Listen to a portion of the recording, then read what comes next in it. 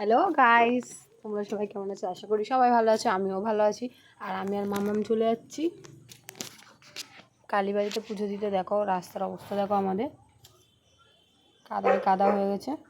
তো এখান থেকে রাস্তায় উঠলে তারপরে আমরা টোটো পাবো। টোটো স্ট্যান্ডটা অনেকটা দূরে আমাদের বাড়ির থেকে, তো পাকা রাস্তাটায় গেলে তারপর আমরা টোটো পাবো। আমরা রাস্তায় উঠে আমাদের কাকাকে দেখতে পেয়েছিলাম, তো এখান থেকে টোটো পেয়ে গেছিলাম।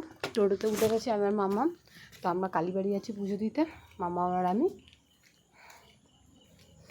দেখো আমাদের মামাম চুপচাপ টোটোর মধ্যে বসে থাকে, মামাম কোনো বদমাশি করে না। তো এখানে দেখো মেলা হচ্ছে আমাদের, মেলার ব্লগটা তোমাদের পরবর্তী ভিডিওতে দেবো। তোমরা দেখো এখন কালীবাড়িতে আমরা যাচ্ছি বিপত্তারিণী বার করতে। তো মামাম আর আমি বেরিয়ে গেছি। দেখো মামাম টোটোতে ঘুমিয়ে পড়েছে। তো প্রথমে আমি দেখতে পাইনি, তারপরে আমি যেই ভিডিওটা অন করেছি তারপরে দেখতে এসেছি মামাম ঘুমিয়ে পড়েছে। তো মামামকে ভালোভাবে নিয়ে নিলাম, ঘুমাচ্ছে যখন। তো আমি শ্যামনগরে নেমে গেছিলাম। দেখো শ্যামনগর এখান থেকে মিষ্টি কিনে নিয়েছি। মিষ্টির দোকানে প্রচণ্ড ভিড় থাকে, এরকমই ভিড় সবসময়ই থাকে, পুজো বলে না, এমনি মিষ্টি দোকানটা খুব সুস্বাদু মিষ্টি পাওয়া যায়, মানে অসাধারণ অসাধারণ কম দামে ভালো মিষ্টি পাবে। তো এখানেই পাবে। তো মিষ্টিটা নিয়ে চলে গেছিলাম রেলে। আর এইখানটা দেখো কত টোটো দাঁড়িয়েছে।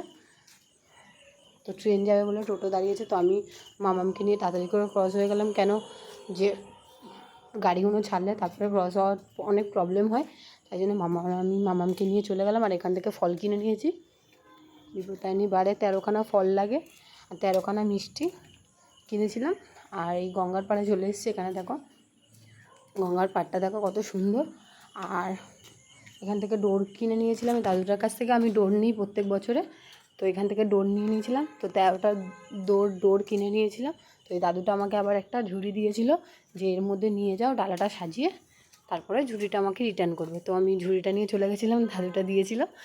তো উনি বললো আমি বিক্রি করি না, তো আমি ঝুড়িটা কিনবো বলেছিলাম। তো উনি বললো বিক্রি করবো না। তা আমি উনির কাছ থেকে কিছুক্ষণের জন্য ধার নিয়ে রেখেছিলাম। তো উনির কাছে ব্যাগটাও রেখে এলাম।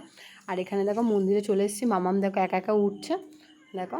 আর মন্দিরটা খুবই সুন্দর। তোমরা যদি শ্যামনগরে কোনো দিন আসো তাহলে এই মন্দিরটা, এখানে মায়ের ফটো আর ভিডিও তোলা মানা আছে। তো তোমাদের কাছে সবার কাছ থেকে ক্ষমা চেয়ে নিলাম, কেন এটা তোমরা এসে সবাই মাকে দেখতে পাবে, মাকে এসে দেখে যাইও।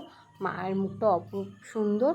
তো এখানে ফটো তোলা আর ভিডিও করা মানা আছে মায়ের, তো ওই জন্য তোমাদের ফটো আর ভিডিও দিতে পারলাম না। এখানে দেখো সবাই পাঠ শুনতে বসে গেছিলাম। তো পাঠ শোনা হয়ে গেছে। তো পাঠ না শুনলে পুজো কমপ্লিট হয় না। পুজো কমপ্লিট হয়ে গেছে, আমরা ডোর বেঁধেছি ব্রাহ্মণের কাছ থেকে, ডোর বাঁধা হয়ে গেছে। মাম্মামকে বাঁধা হয়নি, তো মাম্মামের হাতে পরে বেঁধে দেবো। তো এই গঙ্গাটা দেখে নাও তোমরা। মাম্মামেরও গঙ্গার সামনে চলে গেছি, গঙ্গায় না গেলে কেমন একটা লাগে, তো এই জন্য গঙ্গার সামনে চলে গেছি। তো মাম্মামকে দেখো নামিয়েছি, মাম্মাম শুধু 10 বার জলে পা দিচ্ছে। আর আমি তো নিজে সাঁতার জানি না, তাই জন্য মাম্মামকে নামিয়েছিলাম। কিছুক্ষণের জন্য আবার কোলে তুলে নিয়েছি। আমার খুবই ভয় লাগছিলো যে আমি নিজে সাঁতার জানি না, মাম্মামকে নামানো আমার উচিত হয়নি, তাই জন্য কোলে তুলে নিয়েছি। তো আমরা এবার বাড়ির দিকে উদ্দেশ্য করে বাড়ির দিকে যাচ্ছি। তো ব্লগটা ভালো লাগলে তোমরা লাইক অ্যান্ড শেয়ার করে দিল। বাই, পরের ভিডিওতে দেখা হবে, বাই।